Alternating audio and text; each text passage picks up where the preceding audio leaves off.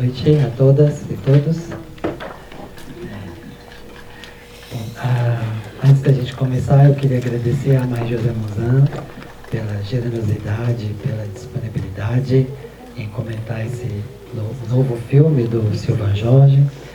E queremos também pedir desculpas a ela, porque nós havíamos previsto que haveria as legendas em francês, e depois houve um erro na produção, não foi possível. Ela queria muito estar aqui ao nosso lado assistindo o filme, é um método de trabalho dela que gosta de...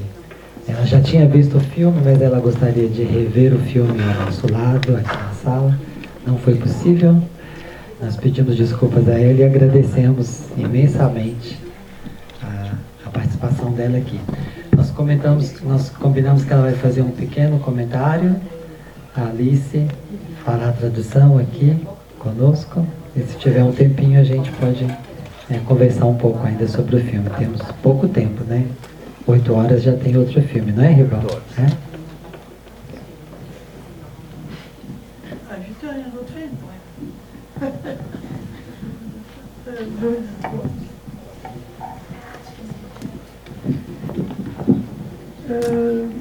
Bonsoir, merci. Merci de m'avoir demandé d'accompagner ce film. Ça fait plusieurs années, de longues années que je pratique l'œuvre de Sylvain Georges, qui est un ami et qui est un cinéaste que j'admire beaucoup.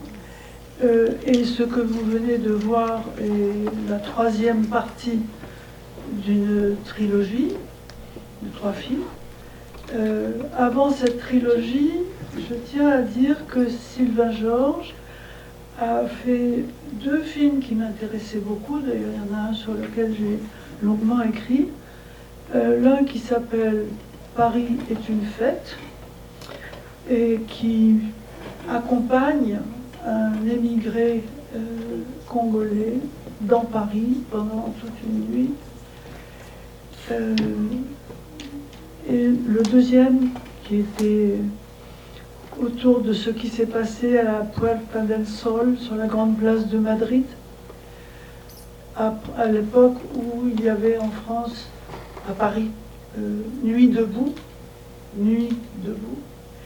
et que sur la Puerta del Sol, il y a eu une occupation aussi du centre de la capitale espagnole pour manifester, une manifestation à la fois révolutionnaire, anticapitaliste, démocratique, de partage d'une révolte populaire qui associait le monde agricole, le monde industriel et le monde urbain. Après quoi, Sylvain Georges est resté fidèle à la nuit, parce que Paris est une fête a été un film consacré à la nuit. Et c'est là qu'il s'est lancé dans une œuvre à la fois littéraire. Il a écrit un livre, un très beau livre poétique consacré à la nuit, Nuit obscure, et la trilogie. Cette trilogie lui a pris des années de travail considérables pour nouer avec les jeunes émigrés, les jeunes Araga, qui arrivent d'Afrique vers l'Espagne, la France et l'Europe, en nouant avec eux une relation tout à fait exceptionnelle. Car pouvoir filmer avec une telle intimité, une telle proximité des personnes, de jeunes gens qui se cachent, qui sont poursuivis par la police et qui habitent la nuit, qui sont les habitants de la nuit. Il fallait pour ça que Sylvain Georges puisse construire une relation sans égale avec ces émigrés, ces Aragas. Là, je finis encore une fois. Aujourd'hui, vous avez vu la troisième partie de la trilogie. La première s'appelait Feuillet sauvage. La deuxième s'appelait Au revoir ici, n'importe où. Et la troisième a cette espèce de titre anglais, Heimscheid, ne suis-je pas un enfant?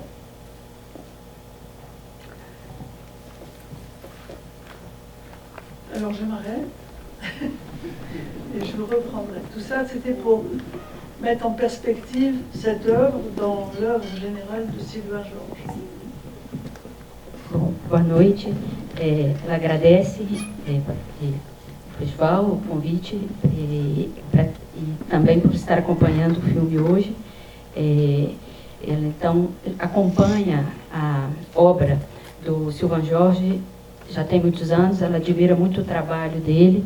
Essa obra que nós vimos hoje faz parte de uma trilogia, e antes dessa trilogia, o Sylvain Georges ele realizou 2 filmes intitulados, o primeiro, Paris é uma Festa, que acompanha um imigrante congolês numa noite em Paris, e um outro que é sobre a Porta do Sol em Madrid, que foi numa época em que Paris tinha a noite... A noite de pé, né? A noite sem dormir. E ela participou desse evento, né? Era em Madrid, era uma ocupação, então, para manifestar, e tinha relação com uma revolta popular, com o mundo agrícola e com o mundo urbano. O Sylvain Georges, depois disso, voltou a ser fiel à noite, como na festa de Paris, né? Festa a Paris, né? Paris é uma festa, né? Voltou a ser fiel à noite como Paris é uma festa. Ele escreveu um livro poético que chama Noite Obscura, e depois disso ele fez essa trilogia na qual ele investiu muitos anos de trabalho para se conectar com os jovens aragãs, que são esses vindos do norte da África, né? E que com eles ele teve que nutrir uma relação excepcional. Para filmar com eles, ele teve que constituir uma relação excepcional com essas pessoas que se escondem, que são habitantes da noite. Uma relação sem igual com esses jovens. Hoje nós vimos a terceira parte da trilogia, né? A primeira é Folhas Selvagens, a segunda, Adeus Aqui, Não Importa Onde, e essa último episódio da trilogia tem uma parte do título em inglês, né, como vocês viram, e que coloca uma questão, né? Não sou uma criança. Merci. Donc maintenant, je vais parler davantage de ce film que vous venez de voir. Ne suis-je pas un enfant, dont la forme questionnante, évidemment, est en écho presque d'un texte de Freud concernant le cauchemar, un cauchemar appartenant à l'histoire d'un patient. Et dans ce cauchemar, un enfant dit « Père, ne vois-tu pas que je brûle ?»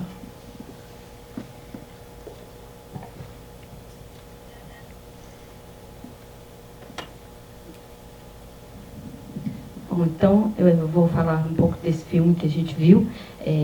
Não sou uma criança, com uma interrogação que faz, e essa pergunta faz eco a um texto de Freud sobre o pesadelo de um paciente, na qual uma criança diz: pai, você não quer,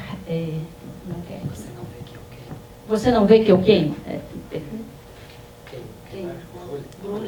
Oui, ne vois-tu pas que je brûle? Você não vê que eu estou queimando, né? C'est l'analyse par Freud, c'est l'analyse d'un cauchemar, hein, et de savoir au fond de quoi relève dans l'inconscient ce cauchemar. Mais là, le cauchemar n'a rien d'inconscient, C'est un film à la fois poétique et politique, et qui est un peu la caractéristique des films qu'on m'a demandé d'accompagner depuis le début de mes interventions.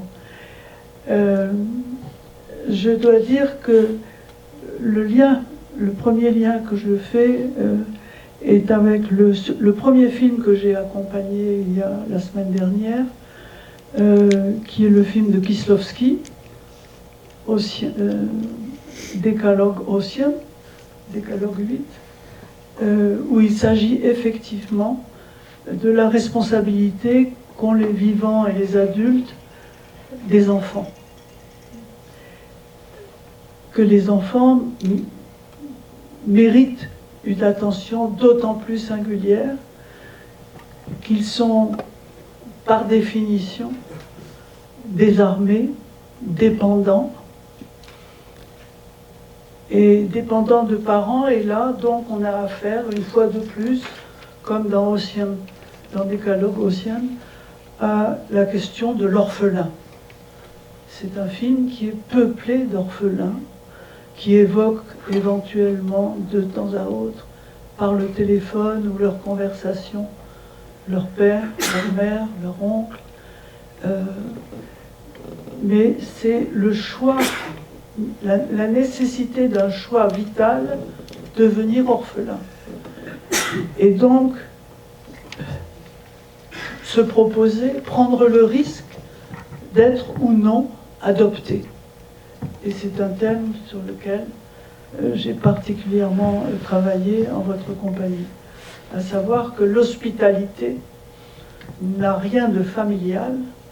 L'hospitalité est le principe même de toute adoption, et le principe de toute adoption est l'hospitalité. Donc c'est de l'inhospitalité de l'Europe, et là particulièrement un peu de l'Espagne et surtout de la France, et enfin de façon plus centrale de Paris, et de façon encore plus centrale dans Paris, le soin que prend Sylvain Georges de tourner autour de la Tour Eiffel, parce que la Tour Eiffel, il se trouve que la Tour Eiffel, désormais, est éclairée, très scintillante, étincelante dans Paris, puisqu'on a décidé qu'il fallait que la Tour Eiffel émerveille Paris toute la nuit. Et c'est donc autour des feux du brasier électronique et électrique de la Tour Eiffel que se déploie la vie nocturne de tous ces orphelins. Et que Sylvain Georges, en cinéaste, évidemment, car les cinéastes, évidemment, savent qu'ils vont, tôt ou tard, quand ils auront fait leur film, demander aux spectateurs d'accepter de se réunir dans la nuit pour voir briller sur l'écran ce qu'on leur donne à voir et à penser. Et donc, il y a une façon d'assumer dans le geste cinématographique cette question de la nuit partagée par les spectateurs, de faire partager finalement la nuit des spectateurs avec la nuit des émigrants, pour construire ensemble ce qui relève de la possibilité même de la lumière et de la vie.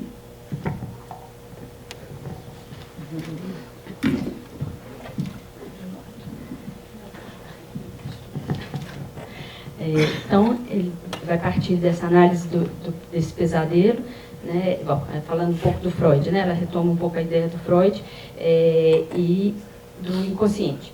Mas no filme, o pesadelo não tem nenhuma relação com o inconsciente. É uma característica do filme que ela vem acompanhando nesse tempo que ela está aqui, que ela fez várias outras intervenções, né? Então ela começa a comentar sobre isso.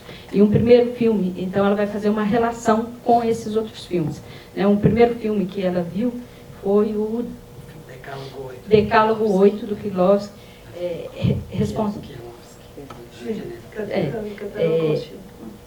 que então coloca crianças e adultos e a responsabilidade sobre as crianças, que merecem uma atenção especial, né, porque elas estão desprotegidas, desarmadas por definição. Elas dependem, então, dos pais. Então, ela coloca a questão do órfão, né, que aparece nesse filme, que é povoado de órfãos, e que, em alguns momentos, tem o telefone para lembrar essa relação familiar, com a qual eles vão falar com a mãe, eventualmente com um tio. Então, o filme apresenta uma necessidade vital de ser órfão e o risco de não ser um adotado, né? E a hospitalidade não tem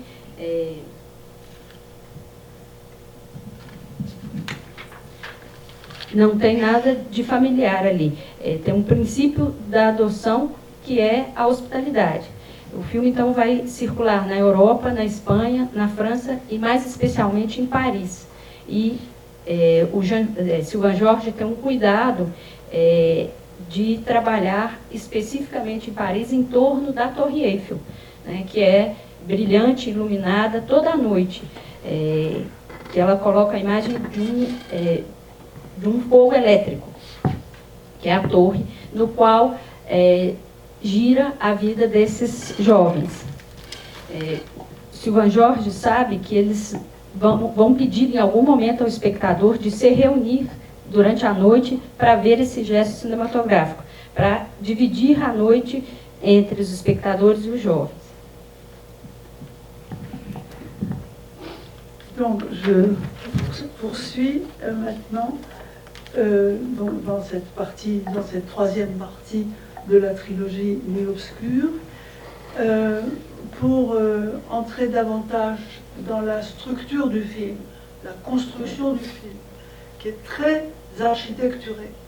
Il se présente pourtant, en apparence, comme une déambulation plus ou moins hasardeuse, comme si le cinéaste avait laissé au hasard le soin de rencontrer, d'écouter, d'accompagner ceux que la déambulation dans la ville, dans la capitale, le faisait rencontrer. Mais loin de là, le montage est extrêmement structuré, très architecturé, même dans une vraie pulsation des temps.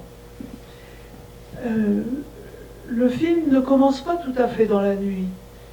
Il est crépusculaire, mais encore éclairé.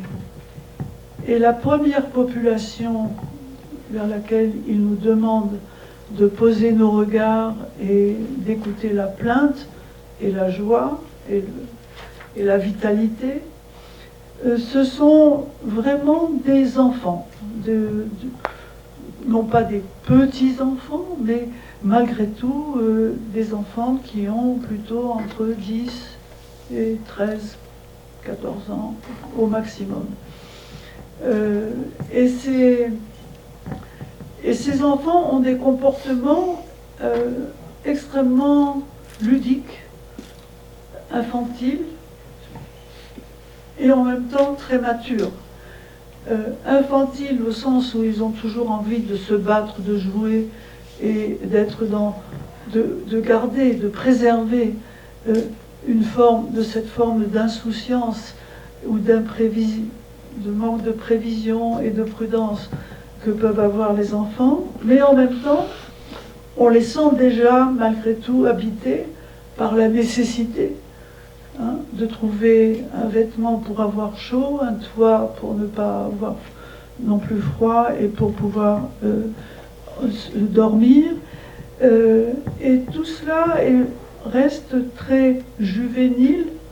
J'ai dit infantile, le mot n'est pas juste, juvénile serait plus juste, et dans une sorte, sinon d'irresponsabilité, en tous les cas, d'espoir, d'attente que des choses se passent, que des choses arrivent, et qu'ils puissent à la fois vivre d'une façon, à la fois en s'amusant et en prenant très au sérieux les conditions de leur survie.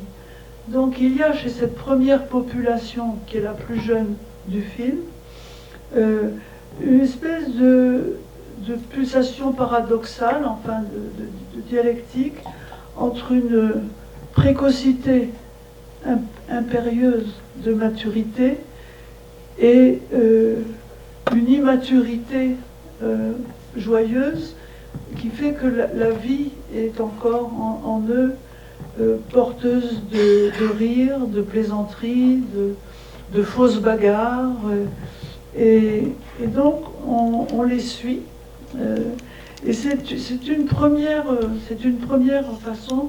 On les suit à travers les rues, autour de la Tour Eiffel, dans des squares, des jardins, des lieux improbables, sachant, car nous le savons, nous, à Paris, que ces gamins vont être sans doute au milieu de la nuit ou à la fin de la nuit, ramassés par des cars de police ou des cars de sociétés se spécialisant dans l'aide aux SDF, aux sans-abri, pour les amener quelque part où on va leur donner une couverture, de quoi boire, de quoi manger, et à 5 heures du matin, on les remet dans la rue et débrouillez-vous. Donc ça, c'est la première population. C'est une séquence qui n'est pas si longue que cela. Elle dure à peu près les 20 premières minutes ou la première demi-heure. Je n'ai pas mesuré. Quand arrive, alors, je dirais, le théâtre quasiment central, ou en tous les cas, une des scènes les plus centrales de ce qui se passe dans ce film, et sur lequel maintenant je vais revenir.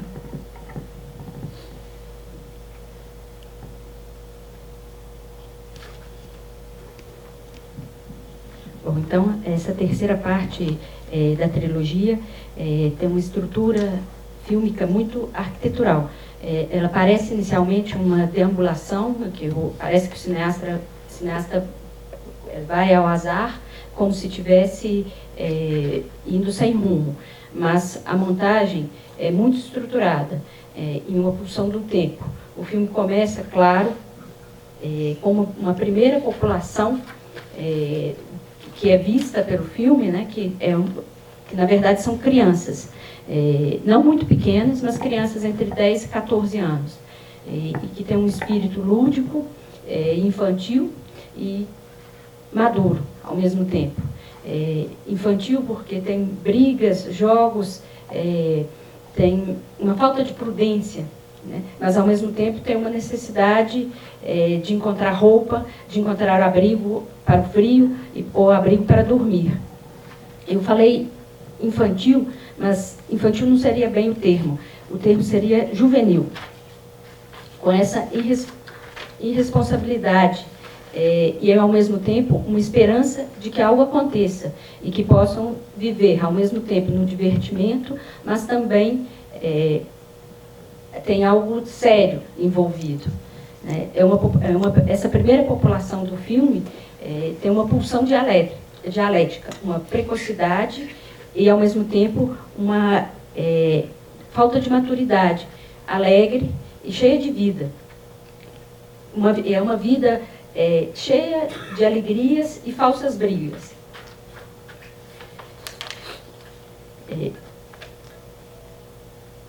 Então, o filme passa em torno da Torre Eiffel, sabendo que esses jovens vão ser pegos em algum momento pela polícia, ou por agentes, ou por pessoas que cuidam dos sem-abrigos, né? Vão ser levados aos abrigos, onde vão comer algo, mas às 5 horas vão voltar para as ruas. Essa primeira sequência dura mais ou menos 20 minutos. Quando chega uma cena que eu considère centrale. Alors quand on arrive dans cette seconde partie, on quitte ce moment juvénile et crépusculaire pour entrer véritablement dans la nuit. Et dans la nuit d'une collectivité. Et ça va se faire en plusieurs parties. Le lieu qui est choisi est un quadrilatère, un carré, de béton, donc qui est comme en creux, enfin à l'abri des regards, en tous les cas, qui semble protéger ceux qui s'y abritent des regards extérieurs. Mais ce lieu est en même temps un gouffre, c'est-à-dire qu'il est à la fois suffisamment bordé de béton pour leur permettre de s'asseoir, de s'allonger, de parler ensemble. Et ils sont d'abord 3. Et ils seront nommés. On connaît leur nom, car ils ont donné leur nom à Sylvain Georges. Et ils sont nommés, ils habitent nommément le film. Ils sont d'abord 3, et nous les voyons se parler, et ces 3 ne sont plus des petits-enfants, de jeunes orphelins. Ils sont mineurs, ils ont moins de 18 ans, mais ils ont plus de 13-14 ans. Ils ont entre 13 et 17 ans. Ils sont de grands adolescents et qui ont très manifestement déjà traversé, véritablement traversé ce que les précédents films de Sylvain Georges nous avaient montré, à savoir toute la séquence qui se passe à Melilla, c'est-à-dire la zone hispano-marocaine que les émigrants, les Haragas, doivent franchir pour arriver en Europe, d'abord en Espagne, Pamplune, Barcelone, voilà, puis Paris, la France et Paris. Ils évoquent tout cela avec alors un aspect beaucoup moins ludique, plus effronté, plus courageux aussi, hein, plus dangereux. Ils parlent de la garde à vue, des rapports avec la police, des problèmes de papier, de légalisation de leur position, et puis de la façon dont ils survivent, à savoir le vol. Ils sont obligés de voler des bijoux, de se voler des objets, ils ont connu la garde à vue, certains même ont pu connaître la prison, mais pas vraiment en prison, parce qu'en France on ne peut pas mettre les mineurs en prison, on les met dans des zones, des institutions spécialisées qui s'appellent la protection judiciaire de la jeunesse. Ces 3-là, ce qui sont nommés, sont dans une sorte de discussion et de lien, on consent, de lien amical, et se racontant finalement, s'étant connu dès Melilla, et se racontant, recommençant presque sans fin le récit et les tribulations qui les ont amenés jusqu'à ce lieu de béton à 2 pas de la tour Eiffel, où personne ne sait qui ils sont, et où Sylvain Georges prend soin déjà de filmer avec insistance les grilles, les grillages, ce que j'appelle les gouffres, les trous, des lieux de chute. Voilà. Ils sont tout le temps au bord de quelque chose. Ils ne tombent pas, encore que plus tard dans le film on les verra, ça pourra tomber, mais là ils ne tombent pas. Ils exploitent cette sorte de gouffre un peu plein d'ordures en ménageant leur survie et en composant leur récit.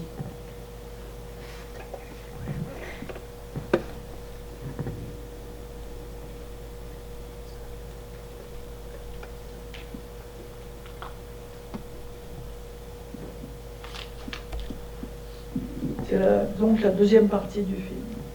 Bom, então, a segunda parte do filme, a gente deixa a parte juvenil e entramos na noite ela mesma, né? E o lugar escolhido para ser filmado é um quadrado de concreto, protegido dos olhares exteriores.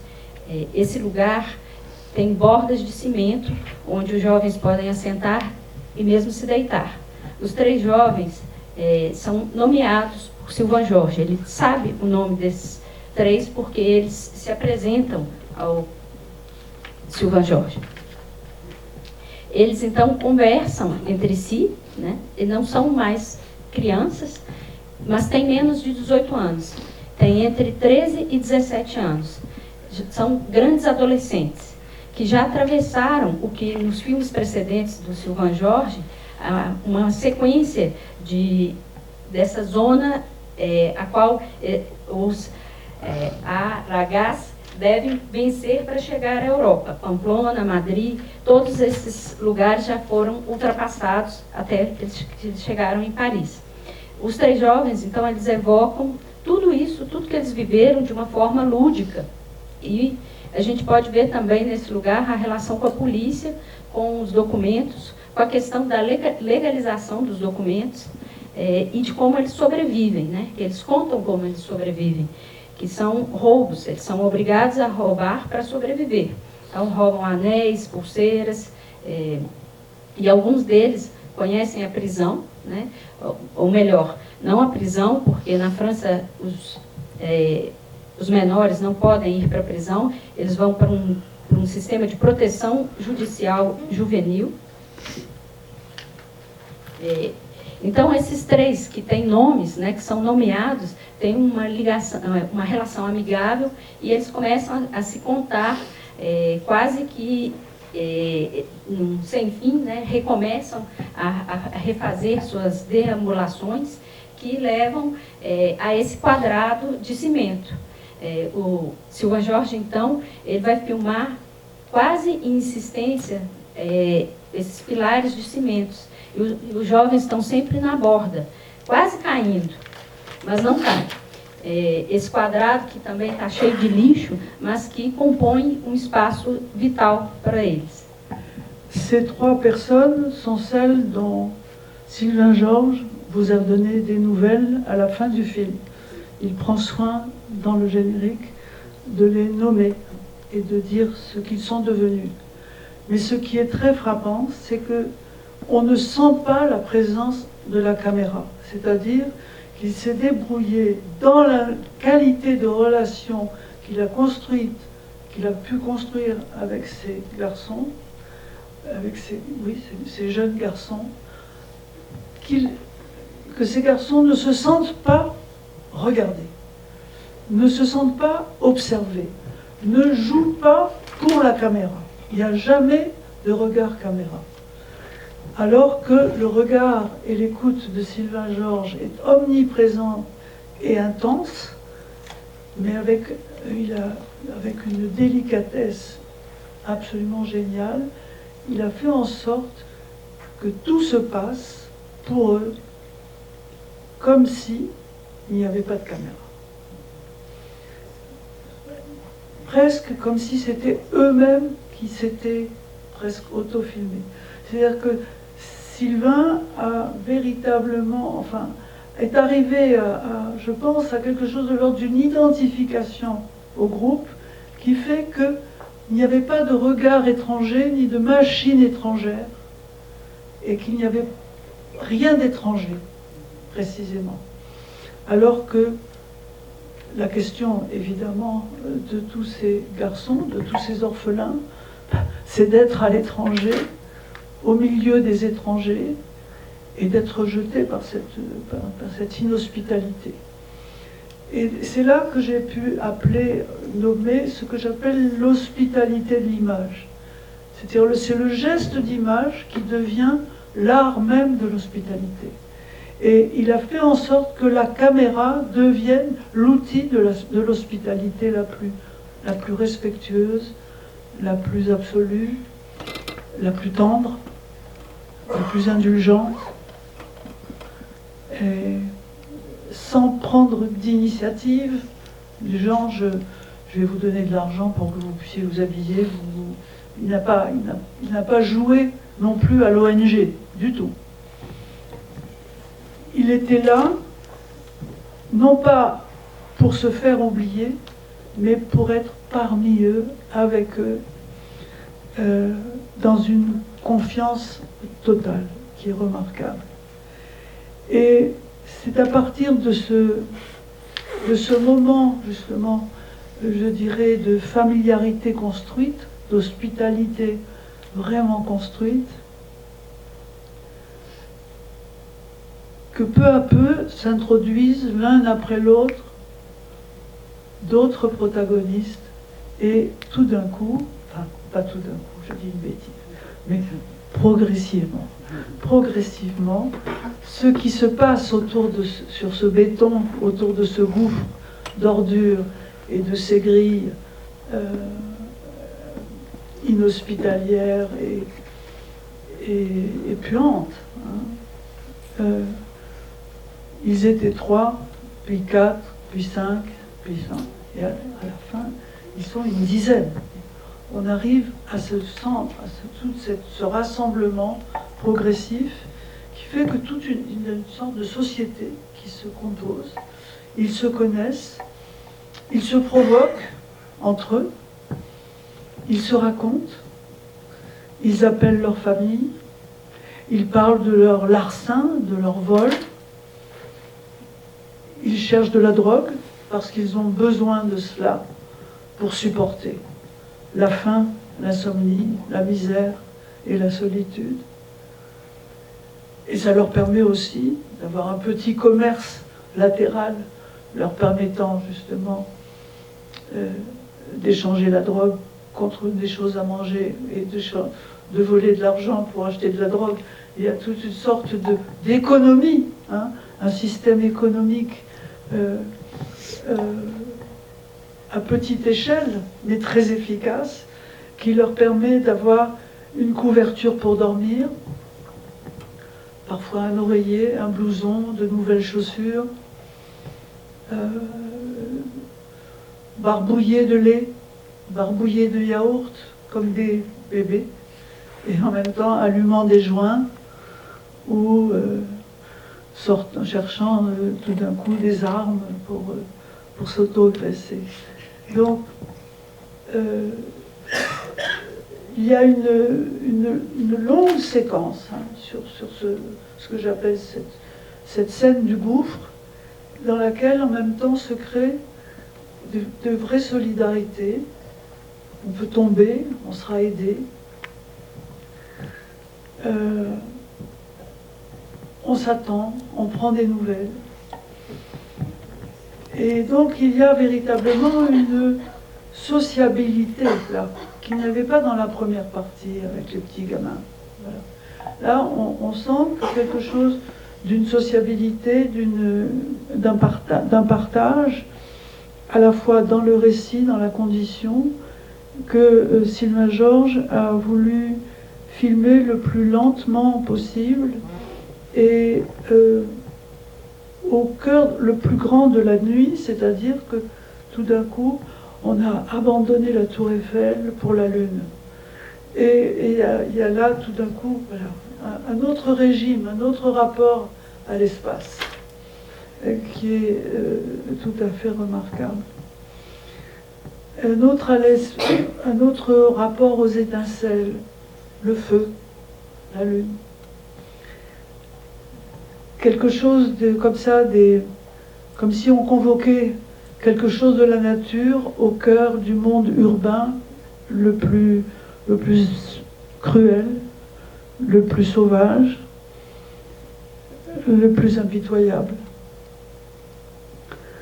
Et là encore, c'est la caméra qui fabrique cette hospitalité, qui fait tout d'un coup de l'espace parisien un lieu d'une hospitalité possible pour le regard du spectateur, qui nous permet d'associer ces corps à autre chose qu'à l'ordure, la drogue, le vol, la misère et le béton, mais parfois à des flammes, à la lune, à une branche agitée par le vent, à un buisson traversé, qui sont des façons tout d'un coup de naturaliser le rapport que l'on a avec cette étrange société à la fois marginale et si bien composée malgré tout. Comme d'ailleurs un autre cinéaste important sur la même question et qui a travaillé tout à fait autrement, mais je vous en donne le nom, Nicolas Klotz, qui a fait un film magnifique qui s'appelle Heroic Land et qui a filmé justement, alors à Calais, là où les émigrés ont été, la ville de Calais face à l'Angleterre, où les émigrés se sont trouvés parqués, regroupés dans les pires conditions. Nicolas Klotz, dans Heroic Land, le pays de l'héroïsme, a filmé pendant 3 heures aussi. Il a voulu faire un film très long exprès. 3 heures d'attention portée au fait que ces gens qui n'ont plus de pays, qui n'ont plus rien, plus de biens, plus de pays, plus de liens, qui sont dans la solitude et la misère, peuvent faire société, produisent du lien, produisent de la relation entre eux, se débrouillent pour justement, dans la sauvagerie de l'inhospitalité qui ne les accueille pas, eux, entre eux-mêmes, entre eux, s'accueillent et se serrent, se prennent dans les bras, ne s'abandonnent pas les uns les autres. Et forment aussi, inventent des formes de sociabilité dans la survie et pour la survie.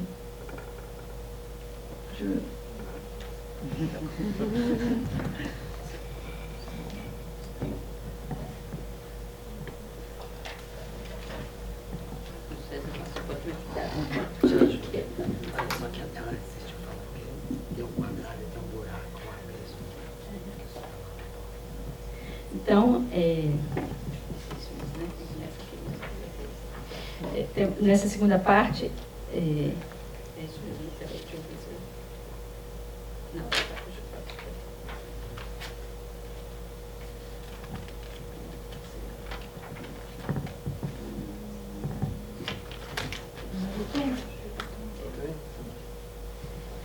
Então, essas 3 pessoas que estão conversando, esses 3 jovens, são os mesmos ao qual o Sylvain Georges se refere no final do filme. Né, que tem, conta, né, que é o destino deles. Né? No filme, a gente não sente a presença da câmera, graças ao tipo de relação que o Sylvain Georges estabelece com os 3 jovens, que eles não se sentem observados, nunca olham para a câmera. E isso tem uma delicadeza da forma de filmar do Sylvain Georges. Tudo acontece como se não houvesse câmera, quase como se eles mesmos estivessem se filmando. Tem uma identificação ao grupo, e não um olhar estrangeiro. A questão que perpassa a todos esses jovens é que eles são imigrantes e de serem rejeitados. Acho que eu pulei uma página, né? É isso mesmo? Então, você tem o que ela vai colocar, que é a hospitalidade das imagens, né? Que é a câmera...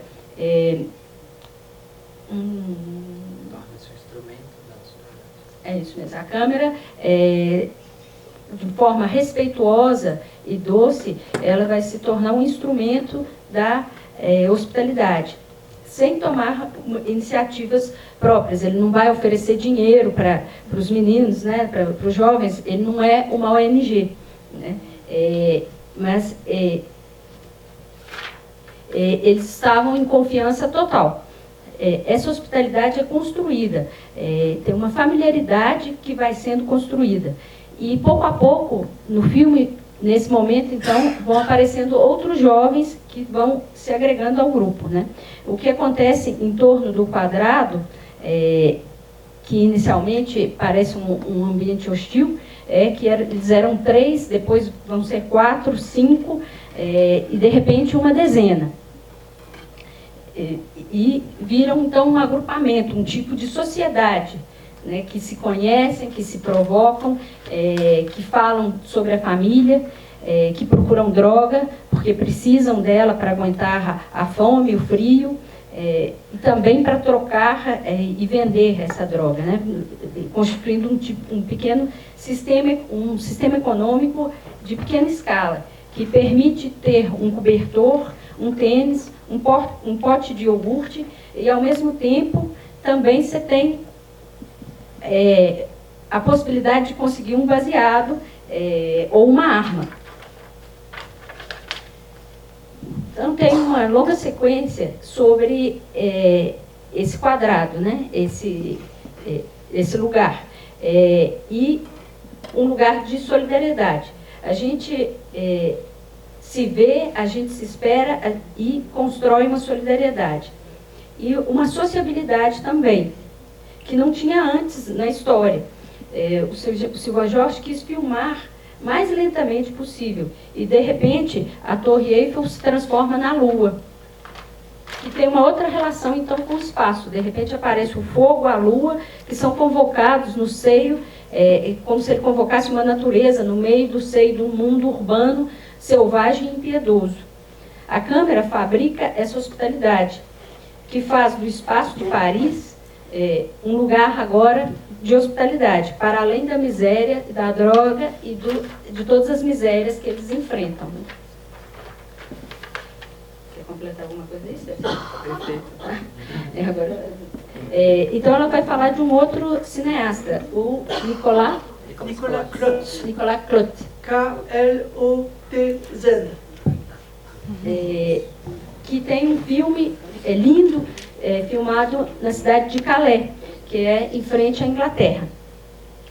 Heroic Land. Heroic Land, né? Onde os imigrantes ficam parados nas piores condições esperando, né? E é um filme longo, de 3 horas, que coloca atenção sobre essas pessoas, sem país, na miséria. Que também constrói uma sociedade, uma sociabilidade, um acolhimento que eles inventam entre eles mesmos. Então, inventam essas formas de sociabilidade na própria sobrevivência. Je continue à m'avancer dans la structure du film. Le troisième temps, on s'enfonce dans la nuit. On va quitter précisément la collectivité des orphelins et il va y avoir toute une séquence sur une personne, le solitaire. Il s'agit à ce moment-là, la caméra accompagne avec la même délicatesse et la même absence de pesanteur et de présence, ce qui n'était encore pas simple du tout parce que c'est plus facile de disparaître quand il y a beaucoup, mais quand on filme vraiment une personne de façon singulière, faire sentir que sa présence, enfin faire en sorte que sa présence, la présence de la caméra ne soit pas pesante et que celui qui se sent filmé ne joue pas alors qu'il est la personne filmée dans sa singularité. Et quelle est cette singularité? C'est ce jeune homme, manifestement légèrement plus âgé que nos premiers orphelins, ceux de la première séquence, et ce semble être plutôt quelqu'un d'un jeune adulte. D'un jeune adulte, 17, 18, peut-être majeur, en tous les cas, qui a su, dans sa solitude, se débrouiller suffisamment pour que, à voir les images que Sylvain Georges nous montre de lui, nous constations qu'il est fort bien habillé, fort bien chaussé. Il a un très beau sac de couchage, Il a son téléphone, c'est quelqu'un qui manifestement conduit dans sa solitude son émigration et son errance de façon assez méthodique et dans la recherche non pas du contact, mais du confort. Trouver le bon endroit pour s'installer,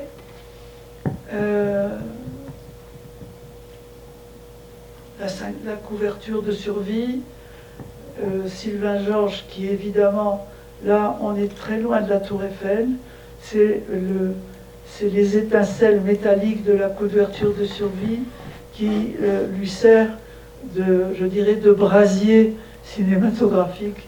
Il joue avec la lumière parce que le film est entièrement traversé par ce souci de faire surgir la lumière, savoir d'où vient la lumière. Est-ce qu'elle vient de la technologie, comme dans la Tour Eiffel, du mégot qu'on allume, des phares qui passent, des réverbères, d'où vient la lumière? Et Sylvain Georges fait en sorte à la fois que nous soyons toujours éclairés et que ce qu'il filme soit toujours éclairant et éclairé, sans que l'on puisse identifier l'origine de la lumière. Ce sont des reflets, des jeux de lumière, et puis il utilise, comme dans toute la trilogie, il utilise des effets caméra, des effets optiques, en faisant passer des lentilles, il s'amuse vraiment pour créer des étincelles, créer des reflets, créer des scintillements, voilà. Pour mieux faire voir la nuit, il faut qu'il y ait des éclats quelque part. Et alors, ce personnage-là est très intéressant parce qu'il est regardé de façon presque méthodique, parce que lui-même s'organise, semble-t-il, de façon méthodique. Moins aventurier, plus solitaire, plus en train de composer sa négociation entre la clandestinité et la réussite d'un projet. Et la caméra va se rapprocher, et puis il va sortir de son sac à dos de quoi manger, le sac de chips, manifestement il n'aura pas faim. Et puis sur le téléphone, il ne va pas appeler son père ni sa mère, ni papa ni maman, ni l'oncle ni la tante. Il va regarder les femmes. Il va regarder les putes. Qu'est-ce qu'il y a à se mettre sous la dent? Et donc là, on sent qu'on change de génération et on change de système. Mais il a voulu, justement, donner sa place à cette forme-là de l'émigration qui compose, finalement, je dirais, avec les éléments du pouvoir et de la réussite locale. Et que certainement ce jeune homme nous pouvons imaginer qu'il va progressivement s'en sortir. Je le continuerai après.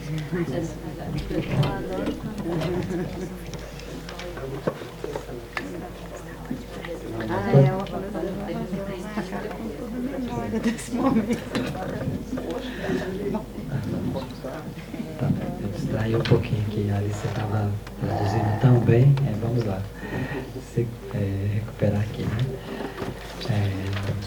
Então ela disse que vai avançar na estrutura do filme, nessa terceira parte do filme, quando a gente sai dessa sociabilidade construída pelos órfãos, né? Como nós vimos, ali em torno daquele que constrói a sociabilidade enfrentando aquele buraco cheio de sujeira, e mesmo enfrentando as grades do lugar. Agora trata-se de filmar o solitário, né? Nós não estamos mais naquela coletividade dos órfãos, e ele faz isso de tal maneira que a câmera não pesa, ela filma a singularidade desse outro jovem, que é o jovem mais velho, um jovem adulto, né? Que soube soube se virar aí com a sua solidão, né? Ele está bem vestido, ele tem um saco de dormir, ele está um jovem sozinho, ele vai dormir sozinho, ele procura ali um lugar para ele se instalar de maneira confortável, né? E nós já estamos agora longe da Torre Eiffel, né? Ela diz então, numa sequência que ela fala que o Silvan Jorge tem uma grande preocupação, um cuidado em como fazer surgir a luz, de onde vem a luz, né? Ele diz que nós, espectadores, nós somos iluminados e ao mesmo tempo aqueles que são filmados nos iluminam, né? E também, mas de tal maneira que nós não podemos identificar a fonte da luz, de onde vem a luz, né? E ela diz que o Silvan Jorge joga com isso, com os reflexos, com jogos com a luz, aos faróis do carro que passa, de tal maneira que para melhor filmar a noite, melhor mostrar a noite, nós temos que também dar a ver alguns brilhos, alguma coisa que surge, né? Os eclates, né? Ela diz também que esse jovem, né, solitário, que coloca o seu colchão, o seu saco de dormir, para dormir ali no chão, organiza suas coisas, ele não tem fome, ele está organizando suas coisas, e ele faz isso de uma maneira metódica, e é também de maneira metódica que ele é filmado. Trata-se de um jovem menos aventureiro, mais solitário, a câmera se aproxima com cuidado, né? Ele não tem fome, evidentemente, ele não está ligando para os parentes, né? Não está chamando nem papai, nem mamãe, como acontecia com os outros jovens, né? Ele é um jovem adulto, e se eu não me engano, é que ele olha no celular, é isso? Isso. Está olhando para as... Ele não liga para a família, isso. Ele vai ver mulheres, vai ver putas. Isso. Pronto. Desculpa, eu distraí um pouquinho. Donc, tem uma troca de geração, né? Isso, pronto. Voilà. On a quitté les enfants, on a quitté les orphelins, on a rentré dans le monde des adultes, dans la même solitude nocturne. Et la dernière partie, alors, c'est carrément deux adultes, deux grandes personnes. Voilà, deux hommes adultes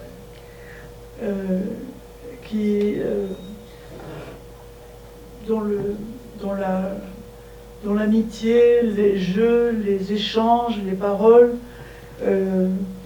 sont là pour clore, je dirais,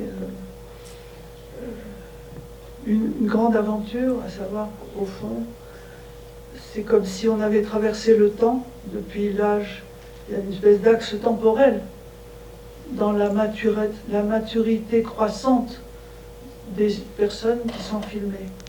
Les petits, les moyens, les grands, et maintenant les grandes personnes, ce sont les adultes. Ce sont manifestement des 25, des gens de 25-30 ans, enfin bon, qui ont une histoire derrière eux, récente ou pas, ce n'est pas le problème. Et c'est eux qui sont filmés autour vraiment d'un brasier, voilà, autour d'un feu. Et ça n'est plus ni la Lune, ni la Tour Eiffel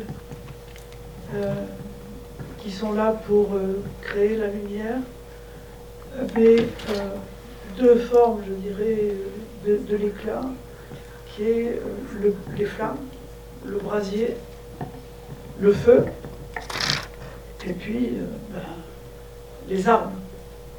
Ludique, mais malgré tout, l'arme apparaît pour la première fois, le revolver, et donc sous une forme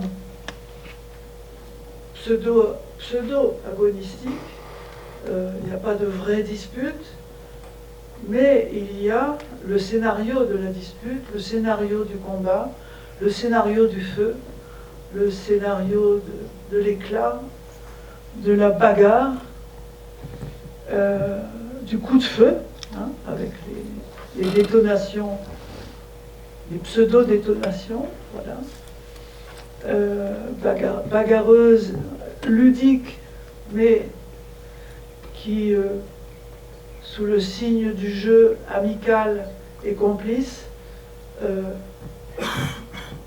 opère un peu comme soit la répétition, soit l'annonce des combats à mener. C'est-à-dire que pour s'en sortir, il va falloir et se battre et peut-être allumer des feux, allumer des brasiers. Sylvain Georges est d'autant plus sensible à cette dimension ignée, enfin cette dimension incendiaire nécessaire aux adultes, qu'il a dans la deuxième partie, dans le numéro 2 de Nuit Obscure, le deuxième volet, où il a évoqué précisément la mort des adolescents qui ont été électrocutés dans les flammes d'une station électrique en étant poursuivis par la police. C'est-à-dire que... et donc, je disais que le titre « Ne suis-je pas un enfant ?» me faisait penser à « Père, ne vois-tu pas que je brûle ?» Et là, la question justement de la brûlure, du feu, de l'incendie, de la révolte, voilà, c'est une autre lumière qui s'allume, qui s'annonce dans sa nécessité, sous une forme théâtrale et ludique, mais annonciatrice, prémonitoire, des combats qu'il va falloir mener pour s'en sortir, pour vivre, pour survivre, pour faire sa place et pour être accueilli. Malgré tout, ce qui se dit dans le film, c'est que ce qui se fait entendre dans le film, c'est que cet accueil est encore impossible. C'est-à-dire qu'il n'y a pas véritablement, c'est pas un film qui construit une utopie, qui ferait traverser les générations pour nous montrer que les plus âgés vont aider les plus jeunes à s'en sortir, mais bien au contraire, qu'il y a peut-être beaucoup plus de chances pour que les jeunes fassent bouger des choses, alors que les plus âgés semblent vraiment réduits à la parodie du combat.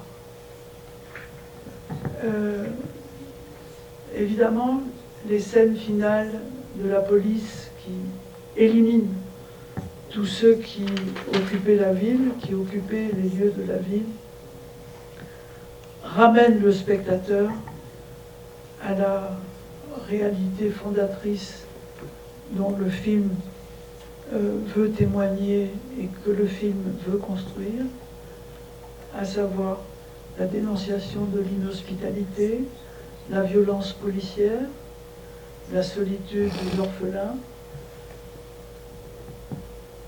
Et d'où peut venir la lumière, sinon du geste cinématographique qui veut dire au spectateur que c'est à lui maintenant d'éclairer autrement l'espace dans lequel il devra accueillir ceux qui arrivent.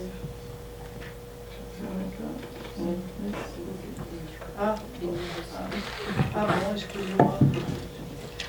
J'ai abusé du temps.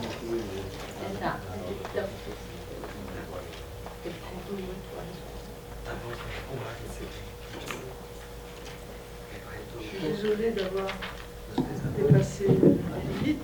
Então a gente deixa o mundo dos jovens e dos órfãos para entrar no mundo adulto. Essa última parte a gente tem 2 homens adultos que vão fazer uma troca de amizade, de palavras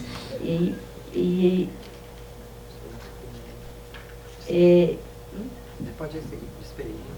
De experiências. E eles estão lá para fechar uma grande aventura. Então, o filme passa num eixo temporal crescente, né? Do pequeno, jovem médio, para um adulto, para um jovem adulto de 25 a 30 anos. Eles vão então trocar histórias que ficaram para trás ou recentes, e eles são filmados em torno de uma fogueira. Não é mais a Lua, não é mais a Torre Eiffel que cria a luz. Agora são as flamas e o fogo, né? E de uma forma lúdica uma arma aparece. Não tem uma briga real, tem um cenário de briga, o fogo, o tiro e uma pseudo-detonação, de uma forma lúdica, né? No signo de um jogo amigável que opera combates a serem travados. Para conseguir o que se deseja, é necessário vencer essa luta. O Silva Jorge, então, ele é sensível à dimensão incendiária dos adultos. Assim como no segundo filme da trilogia, no segundo filme da trilogia, ele vai mostrar a morte de adolescentes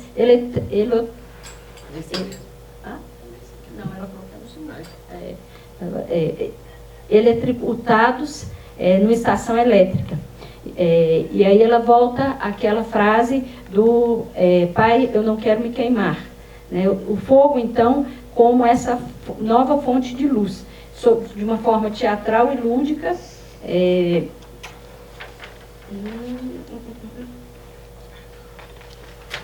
Então, para ser acolhido, eles têm que passar por essas etapas. O que se diz no filme é que uma acolhida é impossível, né? O filme não constrói uma utopia onde os velhos ajudam os mais jovens, mas é mais possível que os velhos sejam reduzidos a uma paródia do combate. A cena, então, final, né, da polícia leva os espectadores à realidade fundadora do filme. É uma denúncia da inhospitalidade, da violência policial e da solidão dos órfãos. De onde pode vir luz, quem traz a luz é o cinema.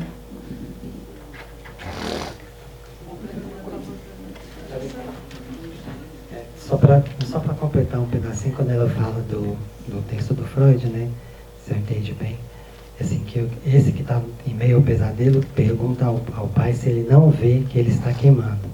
E ela diz que os pais, os mais velhos, não veem que os jovens estão queimando. Efetivamente, os corpos deles estão sendo destruídos, estão sendo queimados, e a hospitalidade não virá dos mais velhos, dos pais ou das mães, que não virão dar acolhimento a esses jovens, né? E ela diz que a única luz que pode vir e iluminar de outra maneira esse espaço no qual a polícia vem prender os jovens, né, é o gesto cinematográfico.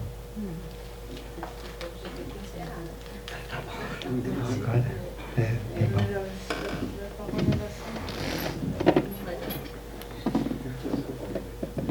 Eu queria muito agradecer demais a leitura belíssima da Maria José Mozan. Muito obrigado, merci. Agradecer ao César e a Alice, né, por acompanharem, o César por estar sempre perto da gente, por estar sempre junto do festival, a Alice por fazer essa tradução para a gente conseguir se aproximar mais do pensamento da Mozan.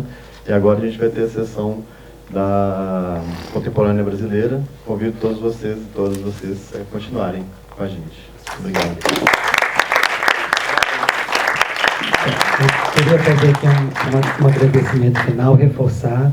Hoje é o final dessa longa jornada de trabalho com a Maria José Mozan, né?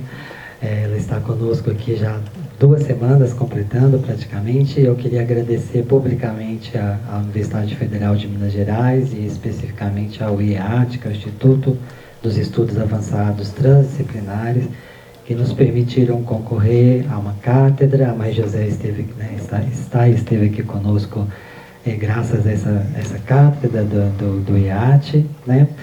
E eu queria agradecer também a todas as amigas e os amigos do Fórum Doc que nos acolheram aqui e permitiram que esse trabalho da Maria José aqui conosco terminasse hoje aqui num encadeamento muito surpreendente dos filmes. Para quem viu os outros filmes que ela comentou, é incrível como que tem uma série de questões que reaparecem aqui. Tá? Nosso agradecimento, então, a Maria José Mozan, a Alice que esteve conosco, trabalhando com a gente, viu? Super, super obrigado a todos e todas.